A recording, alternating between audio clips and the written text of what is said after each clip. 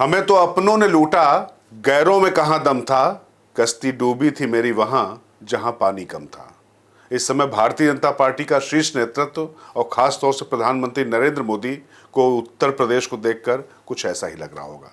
वो उत्तर प्रदेश जिसमें 2014 के बाद से भारतीय जनता पार्टी की ऐसी प्रयोगशाला बन गया था जहां पर हिंदुत्व और विकास के नए प्रतिमान गढ़े जा रहे थे, प्रशासन और सुशासन की नई परिभाषा लिखी जा रही थी और अपराधियों में भय था और विकास की बयार चल रही थी। उसके बाद भी किस तरीके से जातियां टूटकर हिंदू बन गई थी और तो और मुसलमान महिलाएं भी मोदी के नाम पर वोट देने लग गई थी। वहां पर आखिर ऐसा क्या हुआ कि प्रधानमंत्री नरेंद्र मोदी का रथ जब निकला तो अश्वमेघ के इस घोड़े को ऐसा पकड़ा कि पहुंचा तो वो दिल्ली तक, लेकिन थोड़ा कमजोर होकर। तो वो कौन से 5 कारण थे उत्तर प्रदेश में, इन पर करेंगे चर्चा। रहिए थोड़ी देर मेरे साथ, क्योंकि ये जो 5 कारण हैं ये ऐसा पंच बने हैं भारतीय जनता पार्टी की उम्मीदों पर, जिसने पूरे भारतीय जनता पार्टी और राष्ट्रीय स्वयंसेवक संघ के शीर्ष नेतृत्व को हिलाकर रख दिया है। पहला कारण था कि हिंदुत्व पर भारी पड़ गई जात पात। आखिर ऐसा हुआ कैसे? क्योंकि नरेंद्र मोदी और उसके बाद उत्तर प्रदेश में योगी। मोदी हिंदुत्व का और विकास का ऐसा प्रखर और मुखर चेहरा, एक ऐसा बंदा जिसने पूरे देश में इस तरीके की एक विकास की परिभाषा लिखी और भारत को यशस्वी और मजबूत बनाने का जो सपना दिखाया, युवाओं के अंदर एक नया जज्बा भरा और एक अलग तरीके का मजबूत भारत बनाने का एक रोड मैप तैयार किया। उत्तर प्रदेश में वो दिखा भी। काशी हो, चाहे अयोध्या हो या दूसरी तमाम परियोजनाएं हो, वो सब भी उत्तर प्रदेश में पहुंची। लेकिन उसके बाद भी ये कैसे जातियां हिंदुत्व पर भारी पड़ गई, क्योंकि मोदी के नाम पर हिंदुत्व पर वोट पड़ा और योगी वो तो खुद भगवा चोला पहनते हैं। उसके बाद भी ऐसा कैसे हो गया?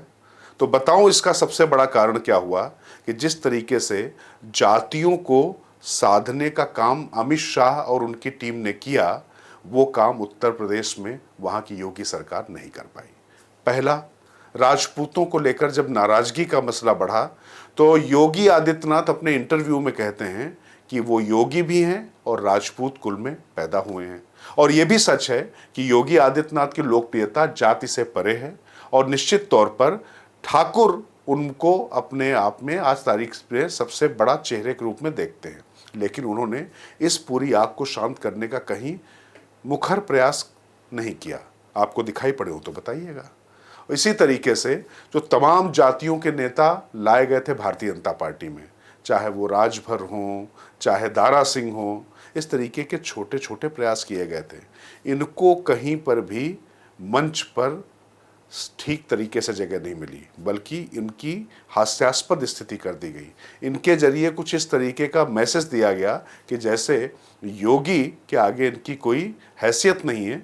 अब सवाल यह है कि जाति अस्मिता के लिए लोग राजनीति में आते हैं और अपने नेता के साथ जुड़ते हैं, और यही काम अमित शाह ने जब 2013-14 में सोशल इंजीनियरिंग की किया था, तो उस जाति अस्मिता और जो जातीय गौरव के भाव को आपने वहीं पर जमीन दोज कर दिया। और राजपूतों के बीच में भी इस बात को आपने जानने दिया कि देखिए उनकी उपेक्षा हो रही है और उनके साथ अन्याय हो रहा है। पुरुषोत्तम दास रूपाला का वो बयान, उसके बाद कुछ भी करने की कोशिश नहीं की गई। और पश्चिमी उत्तर प्रदेश में एक मंत्री डॉक्टर संजीव बालियान इसी चक्कर में निपट गए। अच्छा, ब्राह्मणों को लेकर क्या हुआ? जब योगी आदित्यनाथ गए डुमरियागंज सीट पे जगदम्बिका पाल का प्रचार करने, तो वहां पर हरिशंकर तिवारी, जिनके साथ में पुरानी अदावत गोरखपुर में रही है योगी आदित्यनाथ की, उन्होंने क्या किया? उन्होंने उनके बेटे कुशल तिवारी जो समाजवादी पार्टी से वहां पर प्रत्याशी थे, उनके लिए परोक्ष रूप से कह दिया कि इनको लात मार के भगाओ।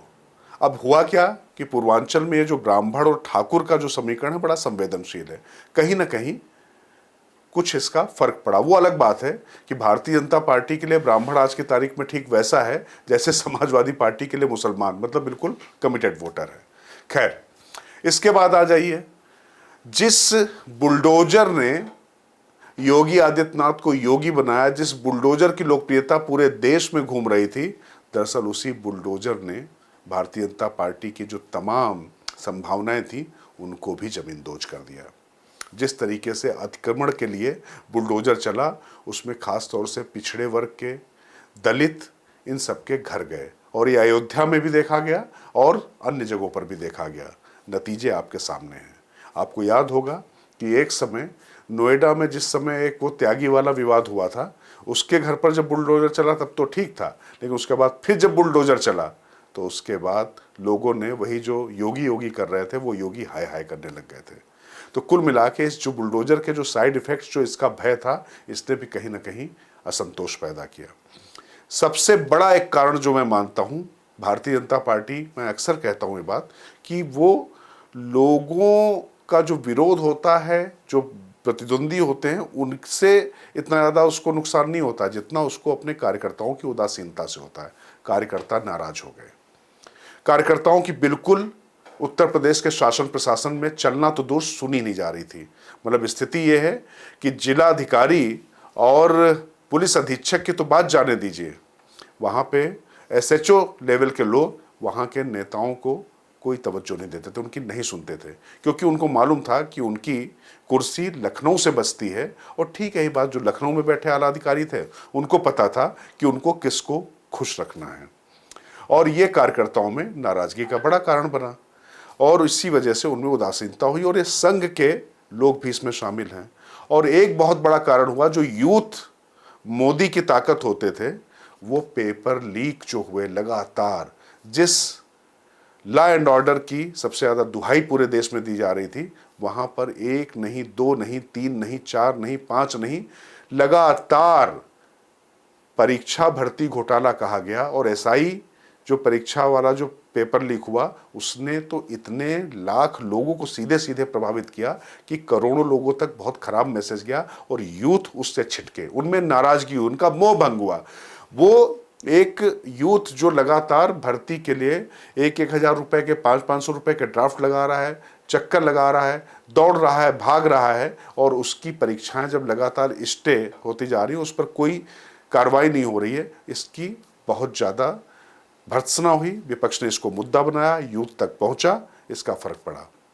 और इसके बाद अगर मैं आखिरी कारण कहूं तो प्रशासनिक मनमानी।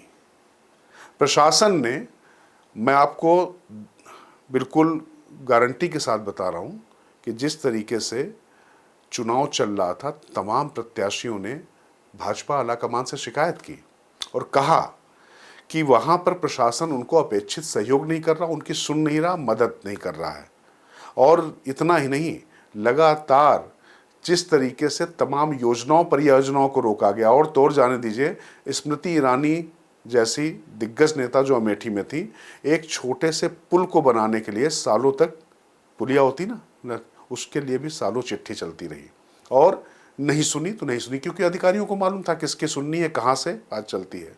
तो ये जो 5 कारण थे, इन्होंने मिलकर उत्तर प्रदेश में ऐसा माहौल बनाया कि राम मंदिर, काशी विश्वनाथ कॉरिडोर, इतनी परियोजनाएं आना, और जिस तरीके से पूरा विजय का रथ नरेंद्र मोदी का पूरे देश में चल रहा था, उसी उत्तर प्रदेश में जहां पूरब से, पूर्वांचल से बहुत अच्छा उदय हुआ था, काशी इसीलिए वो गए थे, वहीं पर सबसे ज़्यादा नुकसान भी हुआ। और अगर आप चाहे जाति आधार पर देख लें, चाहे आप गरीबी के आधार पर देख लें, हर लिहाज से सबसे ज़्यादा नुकसान भारतीय जनता पार्टी को हुआ। अगर मैं जगहों की बात करूं तो आप देख लीजिए, काशी की एक सीट छोड़ दीजिए, और इधर लखनऊ की सीट छोड़ दीजिए, और गोरखपुर की एक सीट छोड़ दीजिए, तो पूर्वांचल में आप देख लीजिए पूरी तरीके से भारतीय जनता पार्टी का हर जगह से सफाया हो गया। जबकि यहीं पर जिस तरीके की सोशल इंजीनियरिंग 2014 के चुनाव से पहले मोदी और शाह की जोड़ी ने की थी, उसको पूरी तरीके से इस तरीके के वितंडावाद ने बिखरा कर रख दिया।